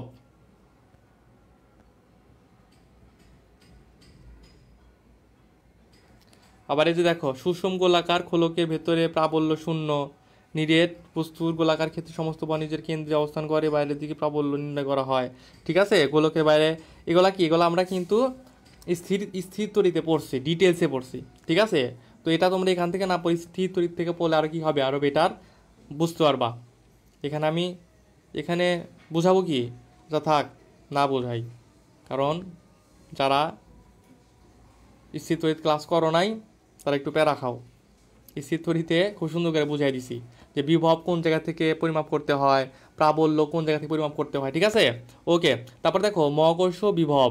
ঠিক আছে, বিভবটা কি থাকবে, বিভব মানে এখানে সংজ্ঞার ভিতরে কাজ কথাটা থাকবে। কাজ কথাটা থাকলে কি হবে, সেটা হয় বিভব। আমরা ভি ইকুয়াল টু কি জানি, W/M। ঠিক আছে, W/M এটা এস একক বের করতে পারবা না, কাজের একক জুল। তার মানে কি, জুল ডিভাইডেড নিচে এম আছে, তার মানে কি কেজি, A²T⁻²। ঠিক আছে, একক মাত্রাগুলো পড়তে হবে। দেখো এখন বলছে যে আকর্ষণ বলের অভিমুখে সরণ হলে বিভব পার্থক্য ঋণাত্মক, এবং আকর্ষণ বলের বিরুদ্ধে সরণ হলে বিভব পার্থক্য কী হবে, ধনাত্মক। তার মানে যদি দুইটা বস্তু রাখো এবং আকর্ষণ বল এইদিকে কাজ করে এবং দুইটার কি সরণ এইদিকে ঘটতেছে, তার মানে কি এটার বিভব পার্থক্য হবে কি, ঋণাত্মক। ঠিক আছে, এবং দুইটা বস্তুর আকর্ষণ কাজ করতেছে এদিকে কিন্তু সরণ হইতেছে বিপরীত দিকে, তাহলে কি হবে, বিপরীত দিকে মানে আকর্ষণ বলে বিরুদ্ধে সরণ, তার মানে বিপরীত দিকে সরণ, তার মানে এটার কি হবে, বিভব পার্থক্য হবে ধনাত্মক। বিপরীত মানে ধনাত্মক, আর একই দিকে মানে কি ঋণাত্মক। ঠিক আছে, তো এটা মনে রাখবা। দেখো এখানে একটা কথা বলছে যে অসীমে কোনো বস্তুর মহাকর্ষ বিভব সর্বোচ্চ হয়। কোনো বস্তুর মহাকর্ষ বিভব কোথায় সর্বোচ্চ হয়, অসীমে। এবং অসীমে সর্বোচ্চ মান কত, 0। তোমাকে প্রশ্ন কিন্তু দুইভাবে করতে পারে এখানে। তোমাকে একটা প্রশ্ন করতে পারে যে মহাকর্ষীয় বিভবের সর্বোচ্চ মান কত, কত হবে, 0। মহাকর্ষ বিভবের সর্বোচ্চ মান কত ভাইয়া, 0। আর অসীমে কোনো বস্তুর মহাকর্ষ বিভবের মানে কোথায়, মানে কোন জায়গায় মহাকর্ষ বিভবের সর্বোচ্চ মান পাওয়া যায়, সেটা কি হবে, সেটা হবে অসীমে। ঠিক আছে, ওকে।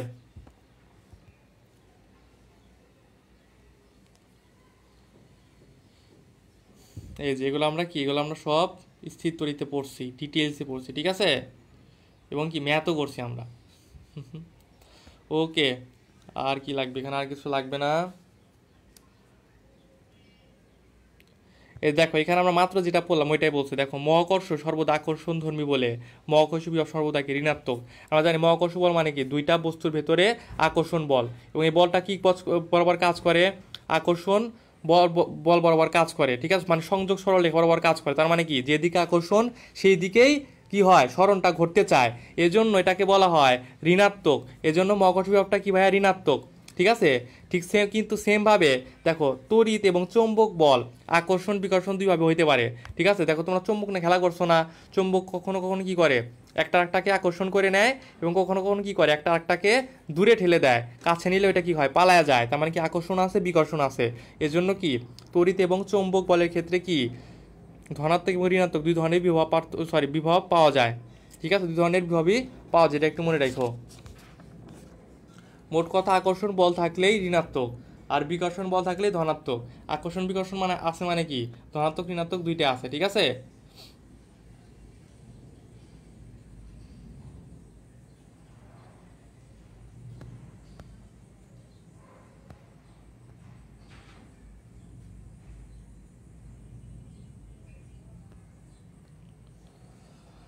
এখানে আর কি লাগবে, এখানে আর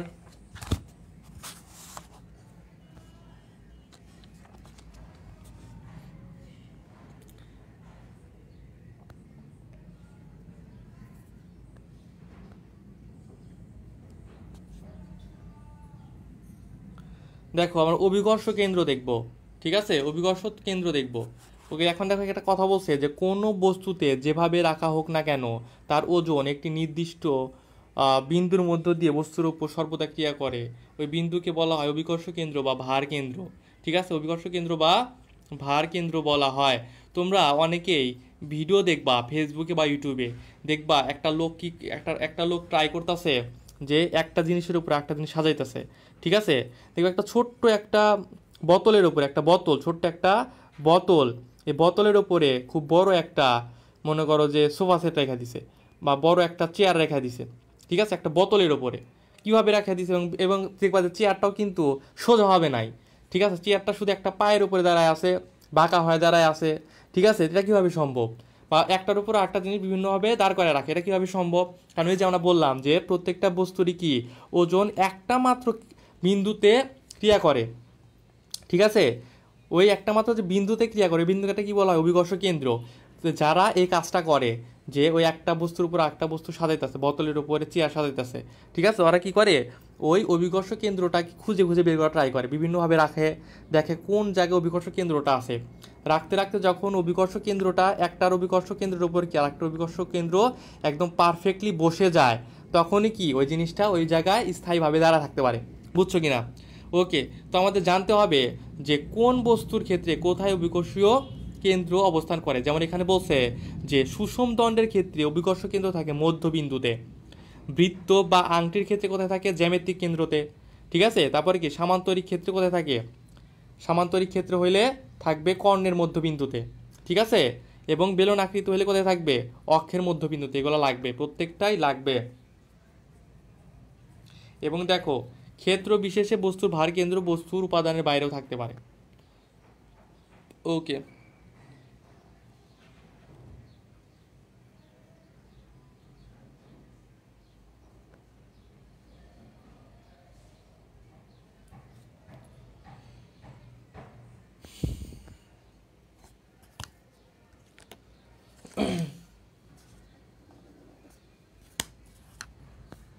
দেখো এখানে ভার কেন্দ্র এবং দেখো বস্তুর ভর কেন্দ্র এবং ভার কেন্দ্র দুইটার ভিতরে পার্থক্য দিচ্ছে। ঠিক আছে, একটা হলো ভর কেন্দ্র, একটা হলো কি ভার কেন্দ্র।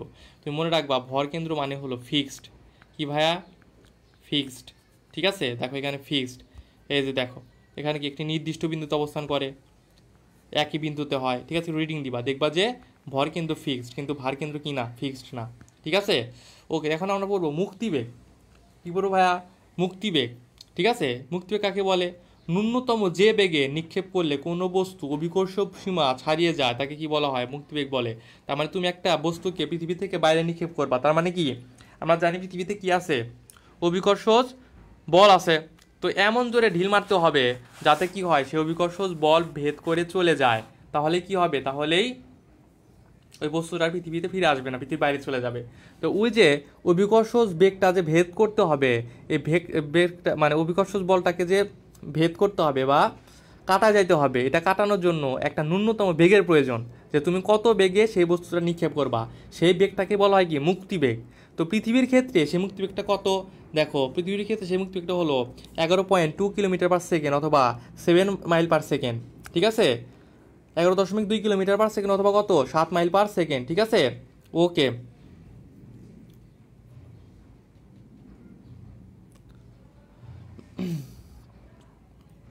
দেখো তারপরের পেজে আসো। এই যে মুক্তিবেগের সূত্রটা একটু মনে রাখো, ঠিক আছে? ভি ইকুয়াল টু কি √2gm ডিভাইডেড আর, ঠিক আছে? ওকে,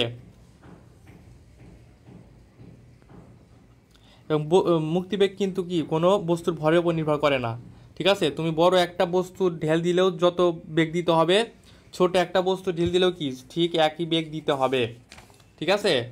ওকে, দেখো এখানে আসো, দেখো এখানে একটা ছক দেওয়া আছে।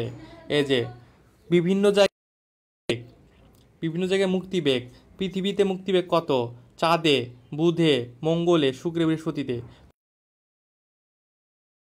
হলো ভাইয়া, দেখো খুবই মজার একটা ছন্দ, সেটা হলো ভাইয়া চাঁদের বুড়ি মশা পাবে। তোমার চাঁদের বুড়ি, আচ্ছা আগে মেবি ছোট থাকতে জি বাংলায় না কোথায় যেন একটা কার্টুন দিত, মেবি চাঁদের বুড়ি নাকি যেন দিত, চাঁদের বুড়ি ম্যাজিক ম্যান না, আমি মেবি দেখতাম ওইটা, ঠিক আছে? তোমরা কেউ দেখছো কিনা একটু জানাও তো। তো সেটা তোমরা মনে রাখবা, চাঁদের বুড়ি, চাঁদের বুড়ি ম্যাজিক ম্যান না কিন্তু মশা পাবে, চাঁদের বুড়ি মশা পাবে, ঠিক আছে? তো চাঁদের বুড়ি দিয়ে চাঁদ, ঠিক আছে? বুড়ি দিয়ে মনে রাখবা বুধ, মশা দিয়ে মনে রাখবা মতে মঙ্গল, শতে শুক্র, পাতে কি পতে পৃথিবী। হ্যাঁ, যারা দেখছো তারা কিন্তু খুব ভালো, ঠিক আছে? বতে কি বৃহস্পতি, চাঁদের বুড়ি। যাই হোক, কী কী দেখছিলাম আমার মনে নাই, আমি জানি না আসলে চাঁদের বুড়ি ম্যাজিক মানে কী কী ঘটনা ঘটছে আমার মনে নাই, কিন্তু আমি দেখছি, আমার এটুকু মনে আছে, ঠিক আছে? আবার বাটুল দেখতাম, বাটুল এখন হয় কিনা জানি না। যাই হোক, তো কী দেখলাম ভাইয়া, চাঁদের বুড়ি মশা হবে, চাঁদ, বুধ, মঙ্গল, শুক্র, পৃথিবী, বৃহস্পতি, ঠিক আছে?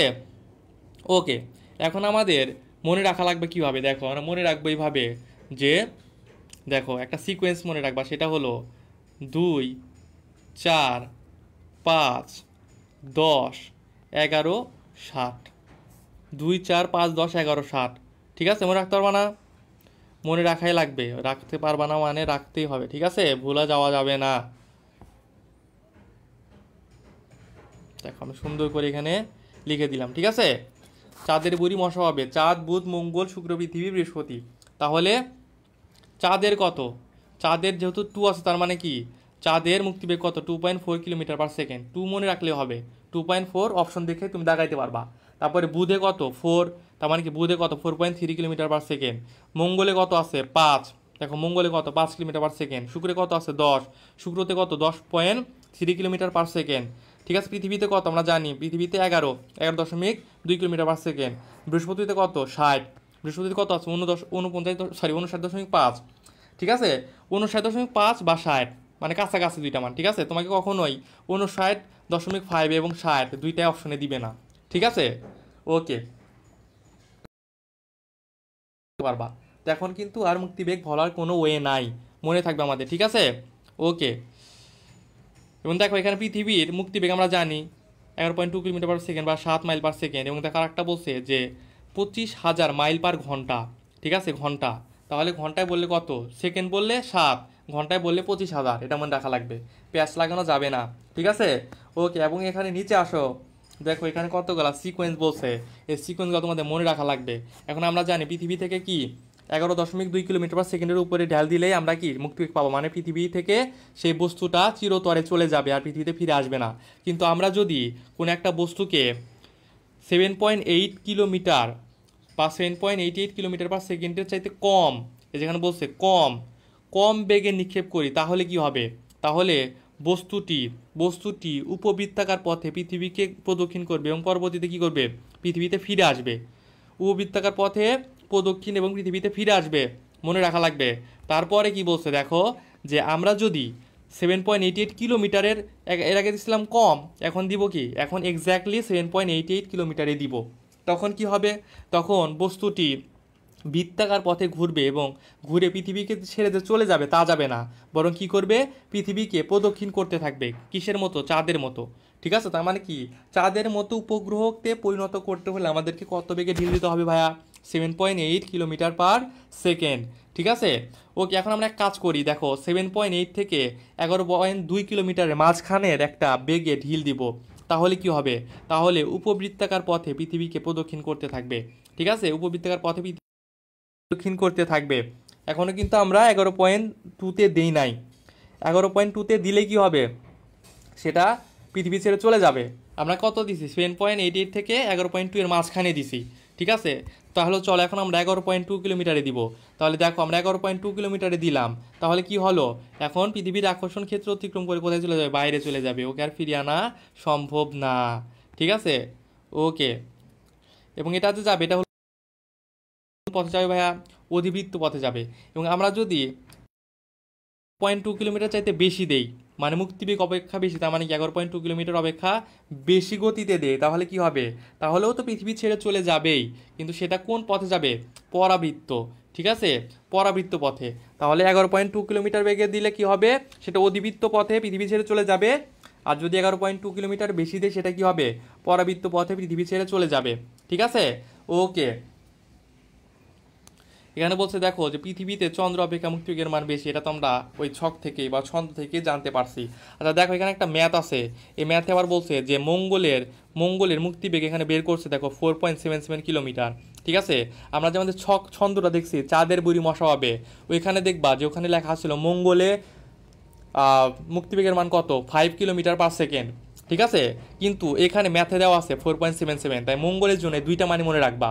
ঠিক আছে, যদি অপশন দেখো 4.77 আছে, তাহলে বুঝবা যে প্রশ্নটা এই ম্যাথ থেকে দিচ্ছে, তার মানে তোমাকে তখন 4.77 দাগাইতে হবে।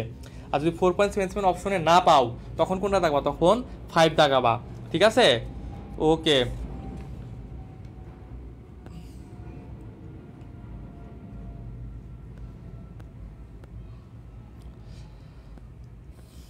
পড়াই তো নাই, দেখছো।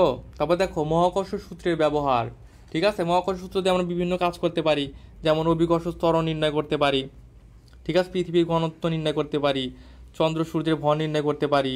ঠিক আছে, তারপর কি, কৃত্রিম উপগ্রহের বেগ, আবর্তনকাল, উচ্চতা নির্ণয় করতে পারি।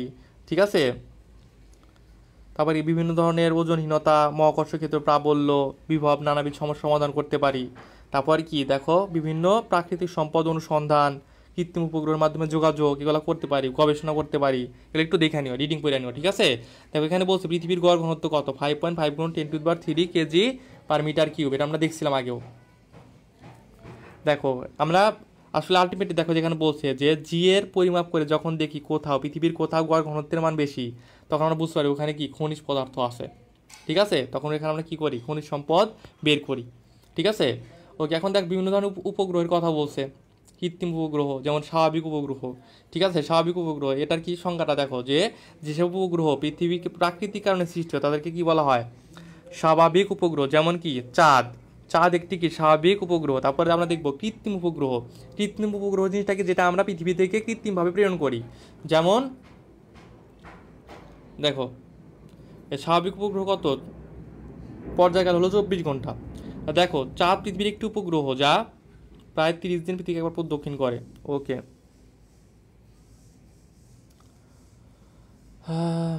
আর কি এখানে কিছু লাগবে না।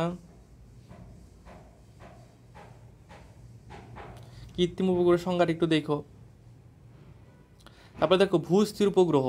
ঠিক আছে, ভূস্থির উপগ্রহ মানে কি, এটা কিন্তু আসলে মনে করো যে এমনভাবে ঘোরে যে পৃথিবী, আমরা আমাদের তো জানি পৃথিবীটা আহ্নিক গতি আসছে, তার মানে পৃথিবীভাবে ঘুরতেছে, এই পৃথিবীর সাথে সাথেই ঘোরে। ঠিক আছে, এজন্য এটাকে মনে হয় কি পৃথিবীর সাথে স্থির, মানে পৃথিবী যেভাবে ঘুরতেছে ওটা একইভাবে ঘুরতেছে। কিন্তু দেখো এটা আসলে কোন দিক থেকে কোন দিক ঘরে, পশ্চিম থেকে পূর্ব দিকে আবর্তন করে। আমাদের পৃথিবী কিন্তু পশ্চিম থেকে পূর্ব দিকে আবর্তন করতেছে, কিন্তু আমরা কি মনে করি যে যেহেতু পূর্ব থেকে পশ্চিমে সূর্য অস্ত যায়, ঠিক আছে, তার মানে আবার কেউ ভাইবো না যে পৃথিবী পূর্ব থেকে পশ্চিম দিকে যায়, তা না, ঠিক আছে। পৃথিবী কোন দিক থেকে যায়? পশ্চিম থেকে পূর্ব দিকে আবর্তন করে। আর যেহেতু ভূস্থির, তার মানে কি পৃথিবীর সাথে আবর্তন করবে, তার মানে কি ভূস্থির উপগ্রহও পশ্চিম থেকে পূর্ব দিকে আবর্তন করবে, ঠিক আছে। দেখো বলছে যে ভূ উপগ্রহের পর্যায়কাল 24 ঘন্টা, তার কক্ষপথকে, মানে যে ভূ উপগ্রহের পর্যায়কাল 24 ঘন্টা, সেটাকে বলা হয় কি পার্কিং কক্ষপথ, ঠিক আছে।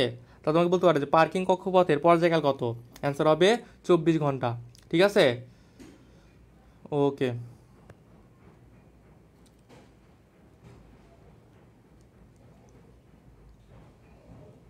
হুম হুম ওকে, এখন দেখো ব্যবহারের কথা বলছে, ব্যবহারটা একটু রিডিং দিবা, ঠিক আছে, ব্যবহারটা একটু রিডিং দিবা, এখানে একটু রিডিং, আর কিছুই না।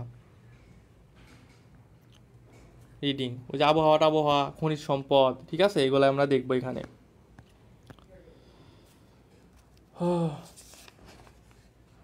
তারপরে দেখো কৃত্রিম উপগ্রহের মাধ্যমে, দেখো এই যে কৃত্রিম, এখানে বিভিন্ন কিছু জিনিস আছে, যেমন দেখো এখানে বলছে যে ভূস্থির উপগ্রহের সাহায্যে যোগাযোগ ব্যবস্থা বহুলভাবে ব্যবহৃত হয়, ঠিক আছে। তাহলে যোগাযোগ ব্যবস্থায় কোন উপগ্রহ ব্যবহার করা হয় ভাইয়া? ভূস্থির উপগ্রহ, ঠিক আছে। তারপর দেখো পোলার উপগ্রহ, এটা নিয়ে একটু আলোচনা করা দরকার আমাদের, ঠিক আছে। পোলার উপগ্রহ কত ভূপৃষ্ঠ থেকে কত উচ্চতায় থাকে? 500 কিলোমিটার থেকে 800 কিলোমিটার উচ্চতায় থাকে, ঠিক আছে। ভূপৃষ্ঠ থেকে 500 কিলোমিটার থেকে 800 কিলোমিটার উপরে কোনটি থাকে? পোলার উপগ্রহ থাকে, ঠিক আছে।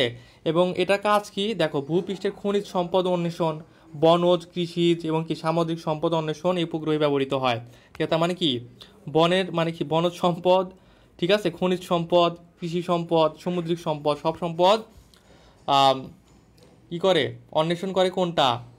পোলার উপগ্রহ, ঠিক আছে। ওকে, এখানে আর কিছু লাগবে না।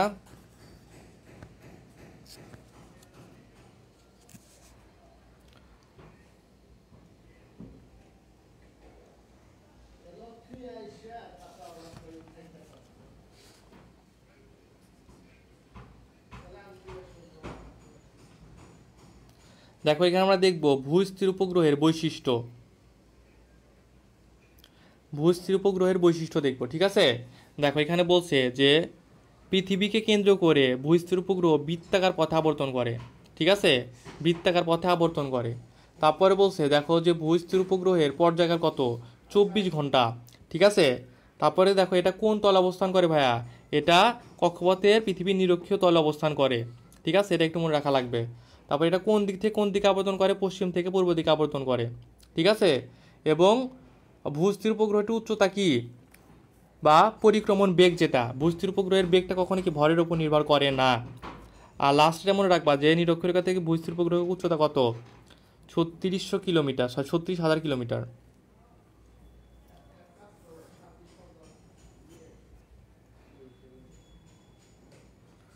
ওকে। তারপর দেখো ভূস্থির উপগ্রহের ব্যবহার, ঠিক আছে, এখানে রিডিং টিডিং দিবা, বিশেষ করে যেটা লাগবে যে দেখো, দেখো ভূস্থির উপগ্রহের পথ অতিক্রম করতে 1/4 সেকেন্ড সময় লাগে, এটা একটু মনে রেখো, ঠিক আছে। কত কিলোমিটার থাকে? 36,000 কিলোমিটার উপরে থাকে, এই তো। আর পোলার উপগ্রহ যেটা বললাম যে এলাকা দেখছি কত? 500 থেকে 800 কিলোমিটার, এখানে বলতে 700 থেকে 800, ঠিক আছে, দুইটাই মনে রাখবা। 500 থেকে 800 অথবা কি 700 থেকে 800 কিলোমিটার উপরে কোনটা থাকে? মেরু বা পোলার উপগ্রহ, ঠিক আছে। পোলার উপগ্রহ আবর্তনকাল কত? আবর্তনকাল 110 মিনিট, 110 মিনিট একবার আবর্তন করতে পারে। এবং দেখো যদি পৃথিবীর এক স্থান থেকে অন্য স্থানে, ঠিক আছে, এই পোলার উপগ্রহ কি সংকেত পাঠাতে চায়, তার টাইম লাগে কত?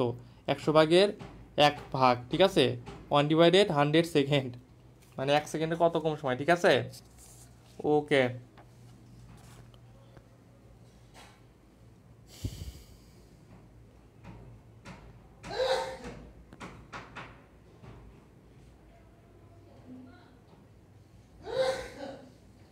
দেখো এই ম্যাথটা একটু মুখস্থ করে যাবা, ঠিক আছে।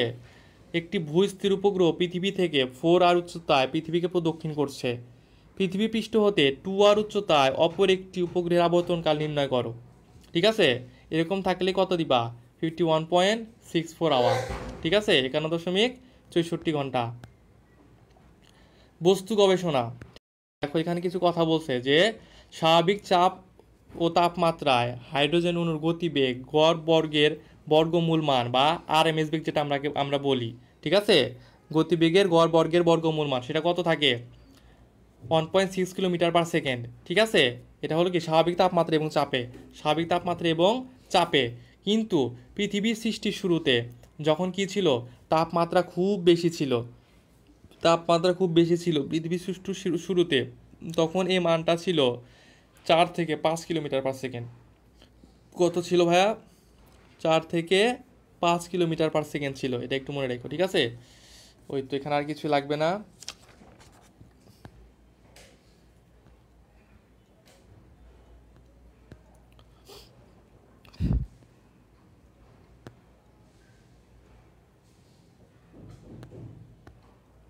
ওকে, আমাদের চ্যাপ্টার শেষ এটা, ঠিক আছে। ওকে, তোমাদের চ্যাপ্টার শেষ। চ্যাপ্টারটা খুব সহজ, ছোট, বড় না। কালকে নিউটনের বলবিদ্যা অনেক বড় একটা চ্যাপ্টার ছিল, আমি জানি, তো সেই তুলনায় অনেক ছোট, ঠিক আছে। তো যাই হোক, আশা করি কারো কোনো সমস্যা নাই, ঠিক মতো বড় সমস্যা নাই। ওকে, আর সবাই একটু পরীক্ষা দিও, ঠিক আছে। কালকে পরীক্ষার লিঙ্ক কিন্তু দিয়ে দিছি, সবাই পরীক্ষা দিও টাইমলি, পরীক্ষা কেউ বাদ দিও না। ওকে, তো পড়তে থাকো। আর সবচেয়ে বড় কথা হচ্ছে অনুশীলনী এমসিকিউ কিন্তু 100% সলভ করবা, ঠিক আছে। ফিজিক্স এবং কেমিস্ট্রি অনুশীলনীর এমসিকিউ ছাড়া কেউ পরীক্ষা দিবা না, অনুশীলনী এমসিকিউ সলভ করে তারপর পরীক্ষা দিবা, মাস্ট লাগবেই, ঠিক আছে। ওকে, সবাই ভালো থাকো, আমাদের একটু দোয়া করো। আল্লাহ হাফিজ সবাইকে, আসসালামু আলাইকুম।